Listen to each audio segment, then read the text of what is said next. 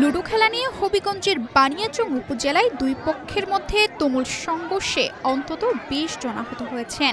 আহতদের মধ্যে কয়েকজনকে গুরুতর অবস্থায় উদ্ধার করে উপজেলা স্বাস্থ্য কমপ্লেক্স ও হবিগঞ্জ জেলা সদর আধুনিক হাসপাতালে ভর্তি করা হয়েছে। ৩০ মে শনিবার বিকেলে উপজেলার মুরাদপুর গ্রামে স্কুল বাড়ির সংলগ্ন এলাকায় এই ঘটনা ঘটে। স্থানীয় সূত্র থেকে জানা যায়, প্রায় ১ মাস আগে স্কুল বাড়ি এলাকায় কবির মিয়া ও নূর মিয়ার অনুসারীদের মধ্যে লুডো খেলা নিয়ে বাকবিতণ্ডার সূত্রপাত হয়। ওই ঘটনার জেরে তখনও দুই পক্ষের মধ্যে উত্তেজনা সৃষ্টি হয়।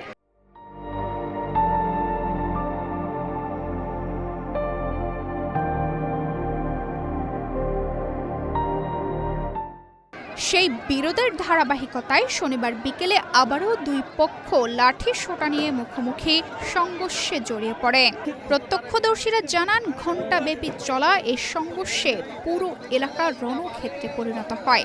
এতে উভয় পক্ষের অন্তত ২০ জন আহত হন। পরে স্থানীয় মুরব্বি ও যুবকদের হস্তক্ষেপে পরিস্থিতি নিয়ন্ত্রণে আসে।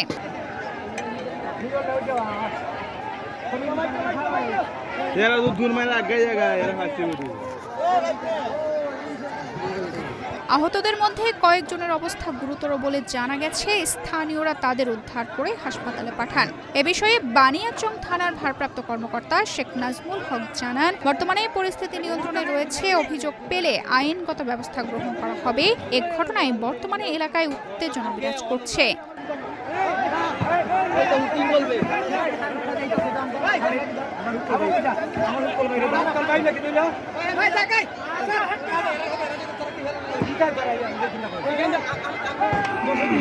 তানজিদা রহমান, ইনায়া, বাংলাদেশ প্রতিদিন।